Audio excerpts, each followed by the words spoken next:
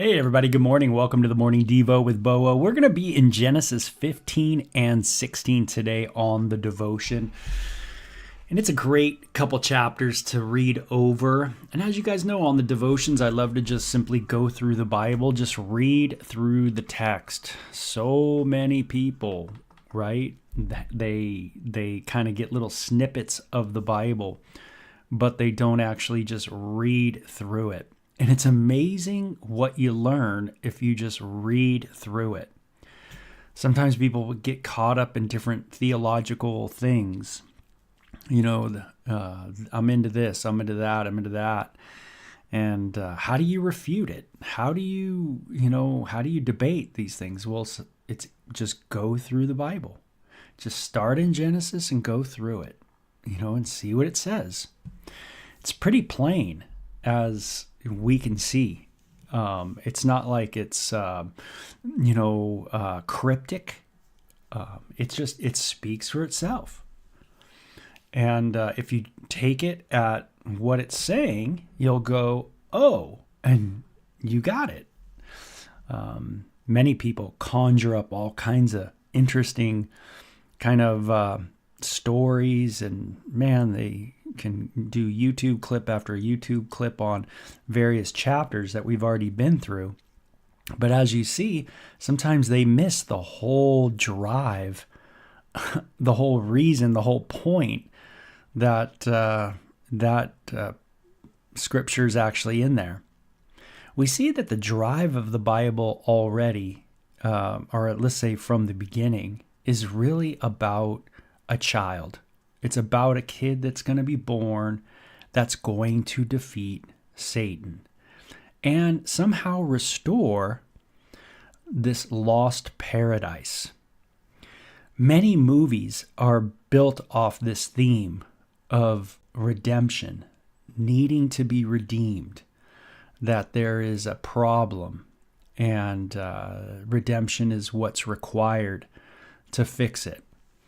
Think of how many movies, how many books carry this kind of theme with it.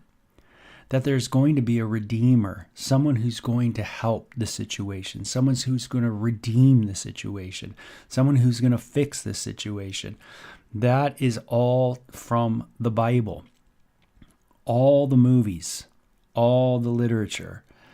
Fallen individuals, people are fallen. Something's wrong with human beings. They are corrupted. There is a corruption in them. And even though they want to do good or try to do good, they can't seem to get it right. There is a unrighteousness that is now kind of in our genes, so to speak, in our DNA. And we're going to need something far greater than us or any human being to fix it. It's going to have to be God who finds a way. So it's honing in on where this child's going to come from. That's the theme. That's what the Bible is about. God bringing forth the promised child. This is from early on. We're only in the 15th and 16th quote chapter, because chapters are made up, right? There is no chapter. It's just a piece of literature. It never had chapters when it was, if you will, penned. But for our sake, there's some chapters there so we can find things. But again, it's amazing how people get really off on all kinds of interesting things, and they have questions. How come God? How come God? How come God? Read the Bible. Just read it, please. Sometime later, chapter 15, sometime later, we're not told when. The Lord spoke to Abram in a vision and said to him, now this is after a war, his time with Melchizedek, Lot gets taken captive. Man, there is an invasion. Abram with 300 or so of his own employees that have been trained in war, kind of do a stealth mission and get Lot and the supplies back from the enemy. And Abraham's heart, we saw, was to really give God glory in this. He didn't want to take the credit, even though people saw that there was something special about this guy, Abram. And that's kind of neat when someone does have a gift and they have something special, that they're not a boastful person. I don't know if any of us really like, boastful people. Man, look at me, look at me, look at me, how good I am, look at me, that kind of thing. And it says, sometime later, God spoke to Abram in a vision and said to him, "Do not be afraid, Abram. I will protect you, and your reward will be great." It's a great passage of scripture. Do not be afraid. I will protect you, and your reward will be great. Now, I like the New King James Version. I am your great reward. It really stresses the idea that God is Abram's reward. He is the one that is the prize, so to speak. And I find that cool too. What is my prize today? What am I really wanting today? Is it a car? Is it this? Is it that? Nothing's wrong with those things. But do I realize that God is the greatest prize? That, I'm going to have to pass through the portal. Meaning I'm going to have to die. And that's going to happen at some point. It's just, when is it going to happen? How is it going to happen? But it's going to happen. If the Lord doesn't come back and catch me up, then I'm going to go to him.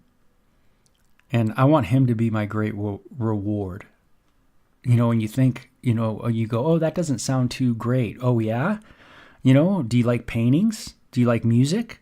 Do you like art? Well, then you'd probably like to meet the composer. Well, how about the composer of everything that we see, everything we can touch, everything we can taste? The artist, boy, he's our great reward. But Abraham replied, "O sovereign Lord, what good are all the blessings when I don't even have a son? You said everybody's going to be blessed through me, but I don't even have a kid. How's everybody going to be blessed through me?" Abraham was afraid. He was a normal man. He wondered. He doubted. He doubted the way God communicated to him, what God would say to him. He wondered about it. God, how does this work? In what way is this gonna happen? And sometimes we have those hows and whys, and we kind of wonder as well of what God is doing, how he is moving. And since you've given me no child, Eliezer of Damascus, a servant in my household, will inherit all my wealth. You have been given me no descendants of my own, so one of my servants will be my heir. Even back then, they had to have someone who took over things, was the beneficiary of Abraham's possessions. Do you have a beneficiary of your possessions? Who is it? I've had people die in my family, in my life, and I know what it's like when people don't have, good documents, and it can be really kind of messy. I'm sure you can relate to that as well.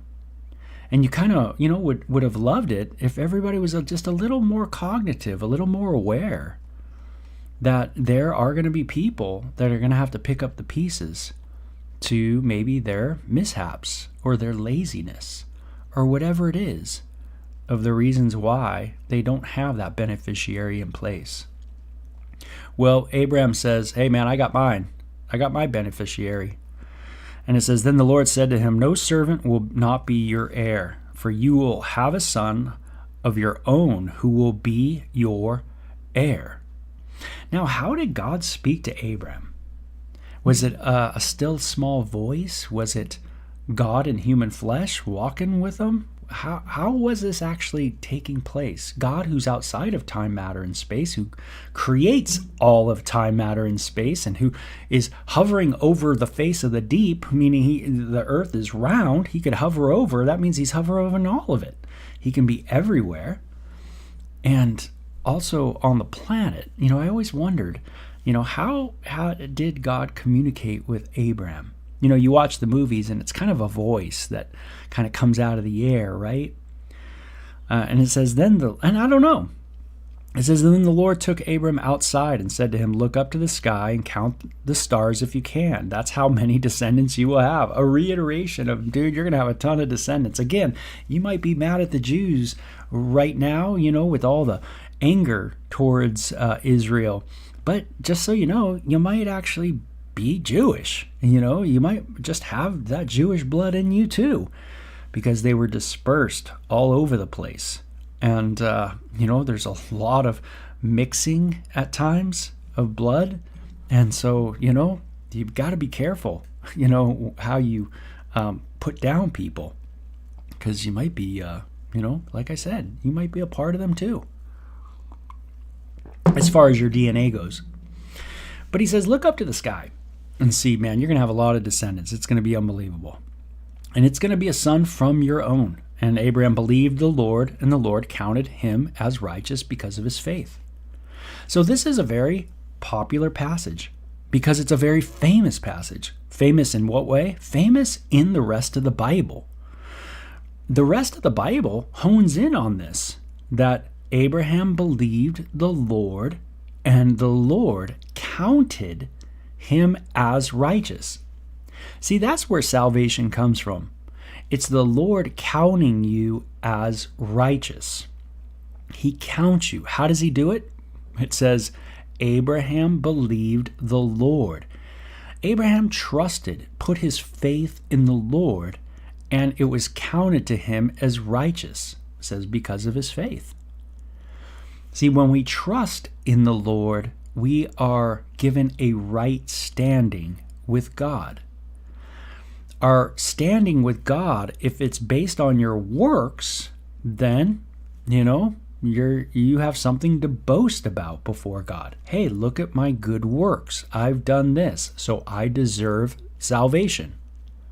But this says Abraham believed the Lord. It was just faith in the Lord, and the Lord counted him as righteous, charged to his account, put into his bank account righteousness.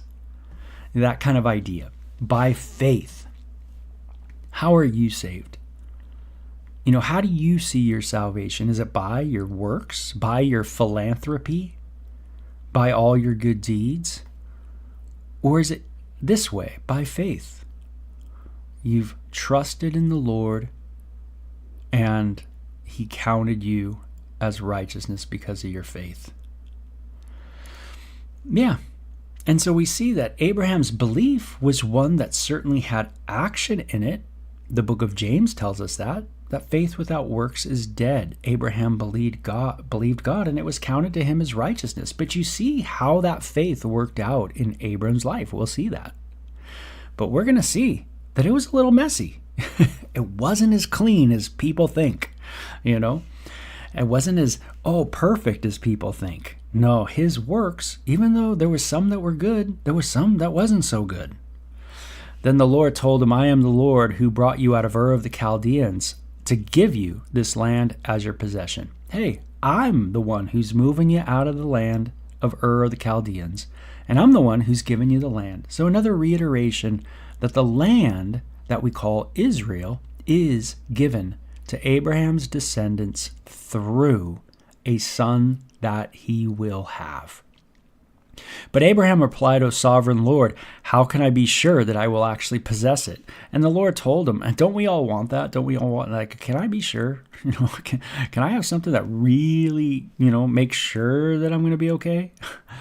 The Lord told him, bring me a 3-year-old heifer and a 3-year-old female goat, and a 3-year-old ram and a turtle dove and a young pigeon. Now it's neat. It says, bring them to me. I just find that fascinating. How did God reveal himself to Abram? So Abram presented all these to him and killed them. And he cut each animal down the middle. What was that? Down the middle? Oh, man. And laid the halves side by side. He did not, however, cut the birds in half. Okay, bro. Wow. Talk about a sacrifice. A ram? A female goat? A heifer? A cow? cut down the middle? Could you imagine this? It's funny. You watch a movie, on whatever it is, on Abram, and you kind of get to this part, of this sacrifice, and it's nothing like what you read here, right?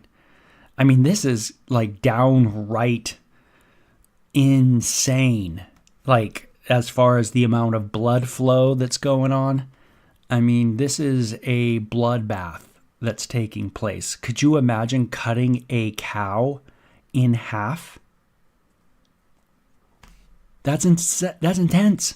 A goat in half? And it says that he laid the halves side by side.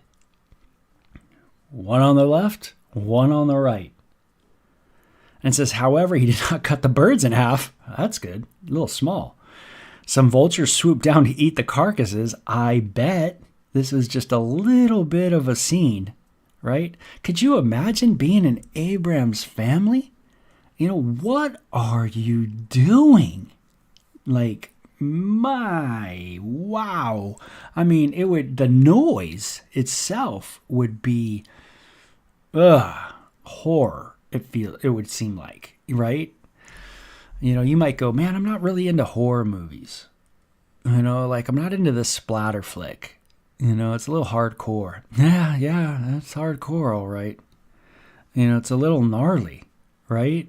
It's kind of hard to stomach. And for us people who live in today's world, man, we go to the store and we get this wonderful little wrapped piece of meat. And oh, it looks so nice, right? And we don't realize what it took to get that animal into that condition. A lot of us just don't ever think of that kind of stuff.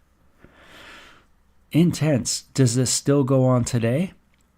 Yes. Absolutely. We do it every day, all day long, to feed the world. Intense, right? So you might be like, man, dude, the Bible's so crazy, and Abram and God's so messed up, and da-da-da-da. Oh yeah? What about us? What about you? What about me? What do we do? Yeah, do you think that you're like, that we somehow are more, civilized? No, maybe we're just more delusional. And that's our issues today. It says, man, so the halves are there. And it says, as the sun was going down, Abraham fell into a deep sleep. Wow, he's probably pooped. I mean, talk about tired. And it says, and the dark and terrifying darkness came down over him. He did not like what was going down. And it says, then the Lord said to Abram, you can be sure that your descendants will be strangers in a foreign land, where they will be oppressed as slaves for 400 years. So Abraham is sleeping, and this is happening. He gets this vision, if you will, of his descendants, his offspring, being enslaved. Isn't this sound weird? Your descendants are going to bless the world. A seed through you. Someone through you is going to bless the entire world. Your descendants are going to be like the stars in the heaven, like the sands on the seashore. It's going to be unbelievable. They're going to be slaves for 400 years, by the way. I mean, sometimes the way God speaks to us is certainly a little different than what we might want or what we think. Meaning God is not going to play ball by Beau's rules. And many of us complain about God because we want God to do what we want him to do. We want him to be a vending machine because it's all about us. See, we are selfish at heart. We want God to do what we want him to do. Instead of God saying, guess what? This is how it's going to go. 400 years of oppression as slaves. Oh, I thought my people were going to be great. Now you're going to be slaves.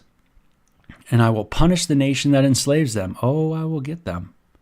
Cursed are those that do not bless you. Remember Jesus said, or God said that to Abram, that I will bless those who bless you and curse those who curse you. Well, here you see it going, like acted out in this dream, that Egypt will be cursed because of their hardship against Israel. Not against Abram personally, because Abram's going to be dead, but it's going to be against his descendants, meaning the nation that forms from him. So that should help other people who have other debates about, well, the cursings and the blessings to Abram are just about him and not about his descendants. Wrong again. You got to read the Bible. I will punish the nation that enslaves them, and in the end they will come away with great wealth. What's God going to do when they're in Egypt? He's going to populate them, meaning what are they going to do as slaves? Populate. And man, they are going to actually get wealthy. And as for you, you will die in peace and be buried at the ripe old age. After 4 generations, your descendants will return here to this land.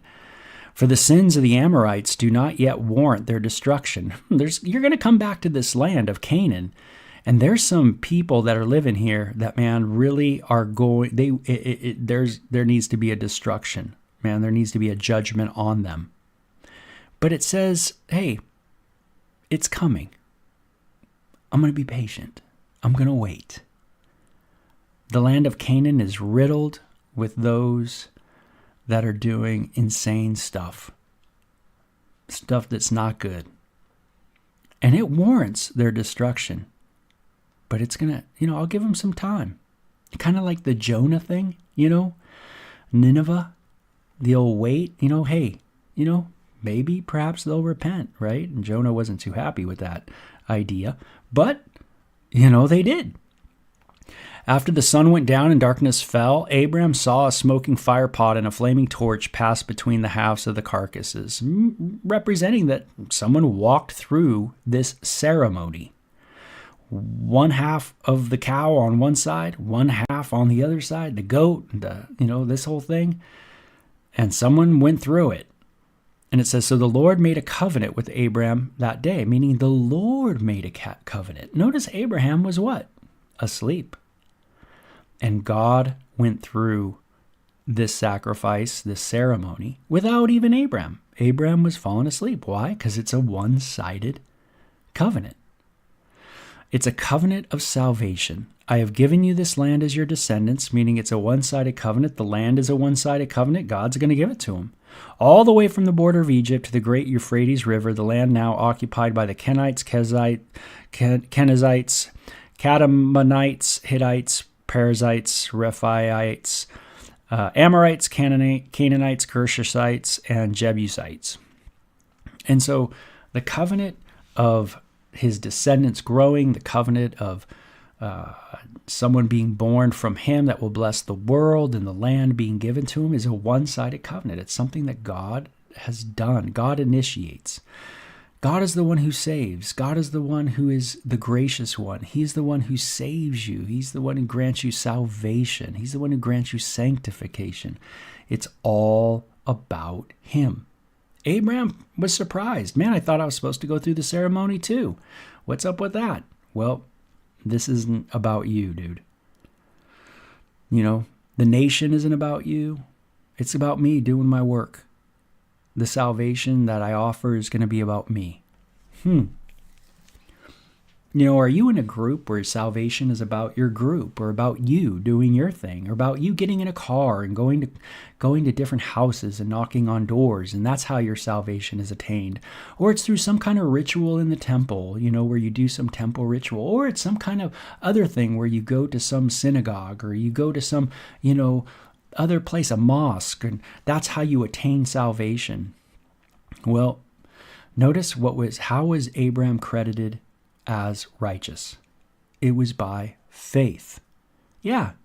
So if we believe in the Bible, then we got to understand that Abram was saved by faith. He had the ceremony all laid out, but he didn't even get a chance to go through it, meaning the covenant was not contingent on him. It was a one-sided covenant that God initiated. How cool is that? Man, we can just thank God that his salvation is him initiated. He's the one who opens up my eyes to the Messiah. He's the one who grants me salvation. He's the one who moves me into the promised land. He's the one who's going to get me to glory.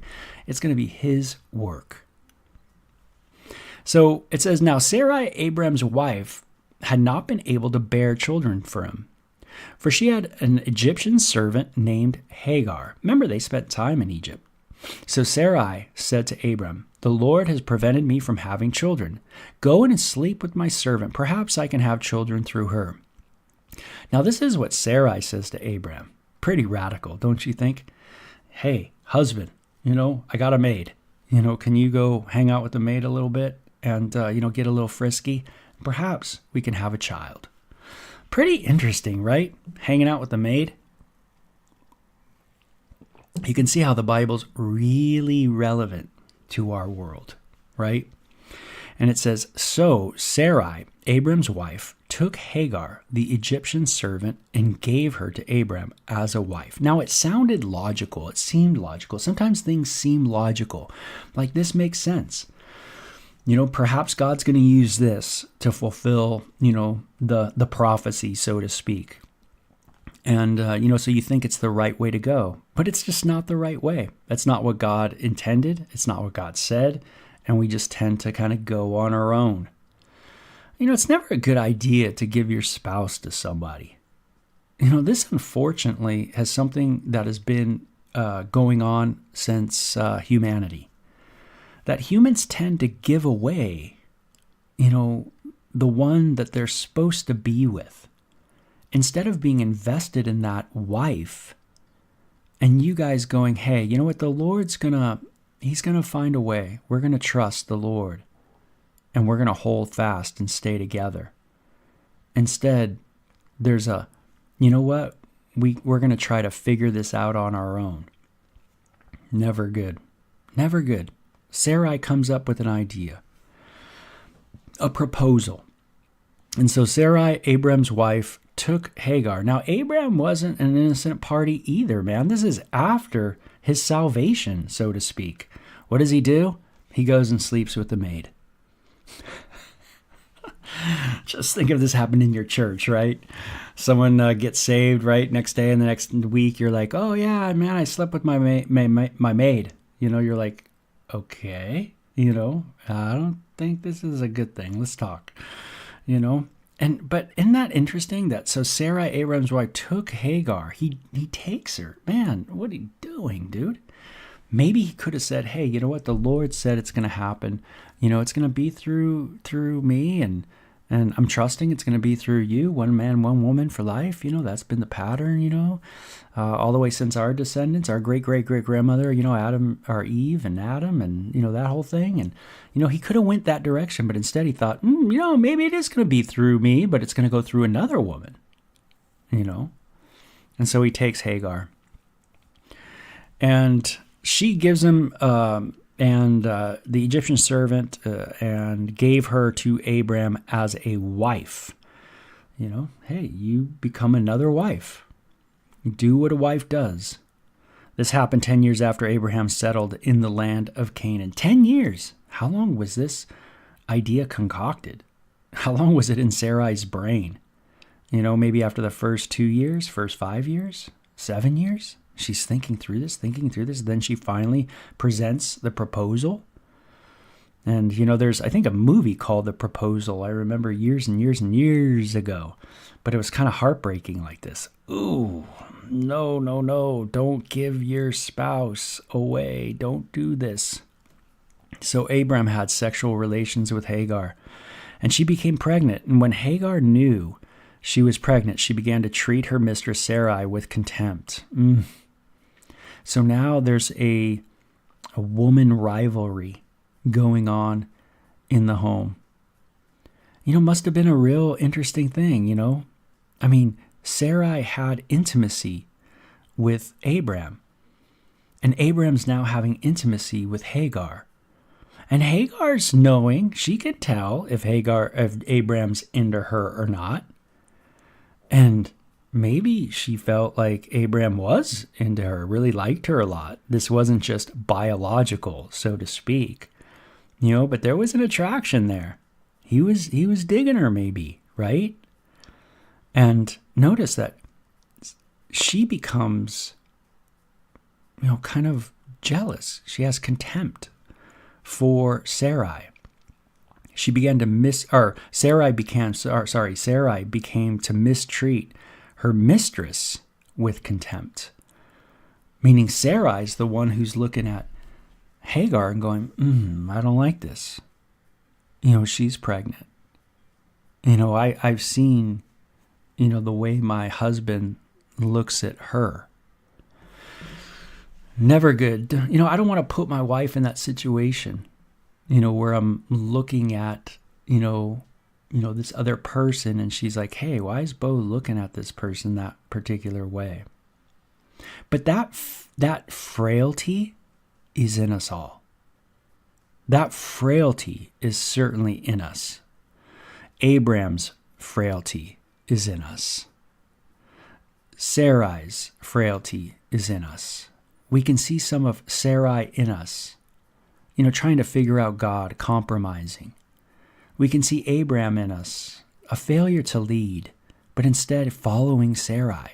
Instead of Abram leading Sarai, instead he follows, in a sense, his own flesh.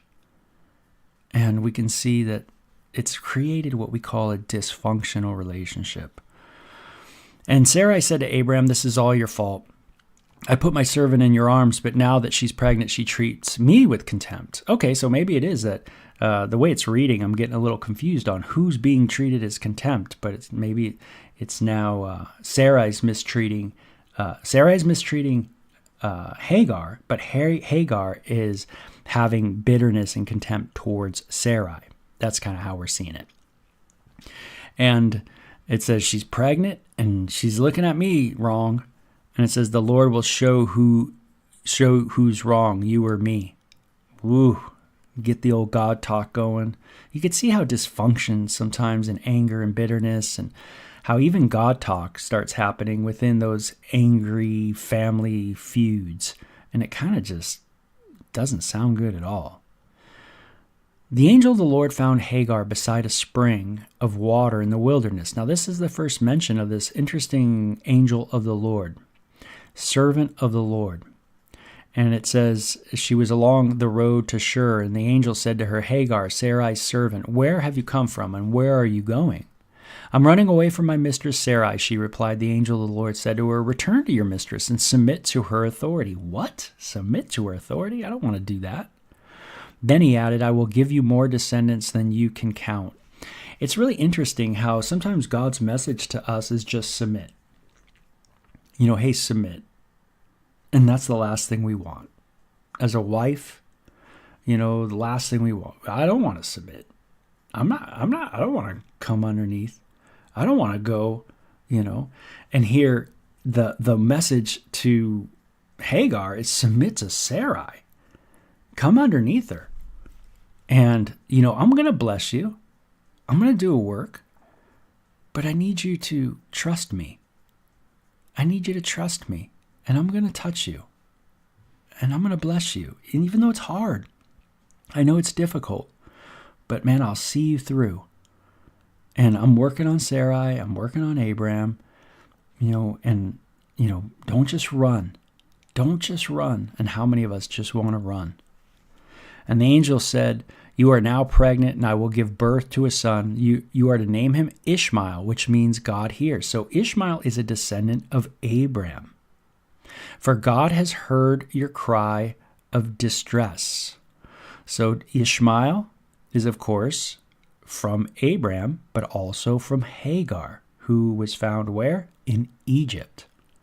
Your son of yours will be a wild man, as untamed as a wild donkey. Wow.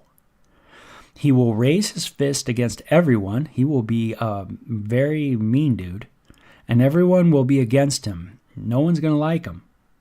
And he will live in open hostility against all his relatives.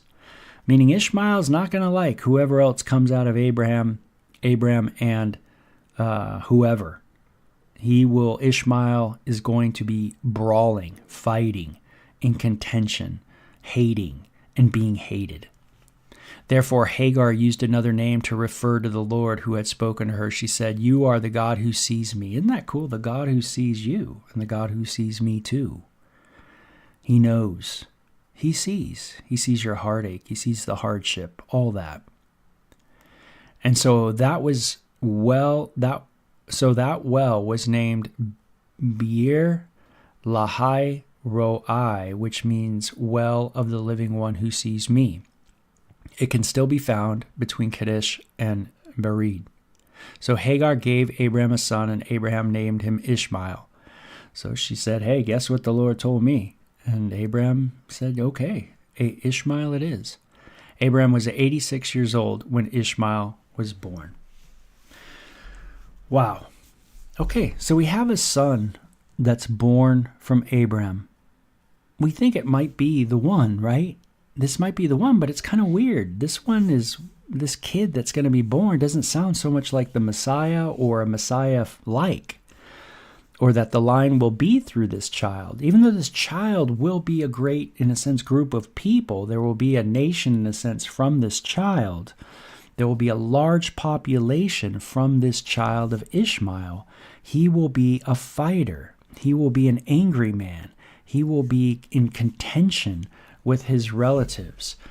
And if we look at today's squabble between the different people groups in the Middle East, I would imagine that this is what we're seeing, is a lot of Ishmael and a lot of Hebrews going at it. A lot of the Isaac and Ishmael war, fueled and feuded consistently. There is a people group that do not want to reason. There's going to be a people group that is going to just be a fist, just want to punch, just want to hit, not want to get together, just going to be an angry, suppressive group of people. This is going to be from the line of Ishmael. And that's really interesting. Is this true? Do we see this today? People in the Middle East that seem to be very, very stubborn, very angry, very difficult to deal with, very in hatred with their relations with Israel. Man, it sounds almost like our world, right? Because the Bible is just telling us the truth about stuff. This is where it comes from. So the issues with the land of Israel and the people in the land, it's no doubt it's given to Abraham's descendants. But now we've kind of figured out that there's a little monkey wrench thrown in. Which descendant? Which descendant is really going to be the promise given to? There was promises given to Abram. Are they going to go to Ishmael? We don't get any indication of that. We're just going to have to wait and see what line the promise is going to take. So Michael says, Ishmael is the root of the Islamic peoples. And you might want to do some research on that, everybody else, and see, is there any kind of similarity to what we're reading today with the kind of contention that we see, a lack of ability to come to the table and agree, a stubbornness, like I said, a stiff-neckedness, a warrior, I'm going to fight you, and a people group that are not easily liked, that are tough to like, because they tend to be my way or the highway. Does that relate to us too, just individually? Do you tend to find yourself a little bit like Ishmael? Do you tend to be that person who's going to be the wild donkey? Are you going to raise your fist at everybody? Are you going to constantly be in contention with people your entire life? Are you going to have hostility amongst your relatives? Even if there is peace, you'll make war because you're a wild donkey, man. You're out of control. You can't, everything is about fight, no matter what. You don't like peace. You're uncomfortable with peace. You're only comfortable dominating other people. You can see that this character quality is certainly in a lot of us human beings. And it's a scary one, no doubt about it. Because it's hard to talk to someone and to live at peace with someone who wants your demise, someone who wants to see you destroyed, someone who wants to dominate you. That is very difficult to negotiate with, for sure. And we see that in individual life, and we see it in global national life as well. And we see it also in religious life. Very cool. So great 2 chapters. You guys have a wonderful weekend, okay? We are hitting up on the weekend here, and today's wedding day for me. I get to go do a wedding and have a good time there. Got a lot of work to do before, too, so I came in a little early today. So you guys take care and have a great day, okay? Bye-bye.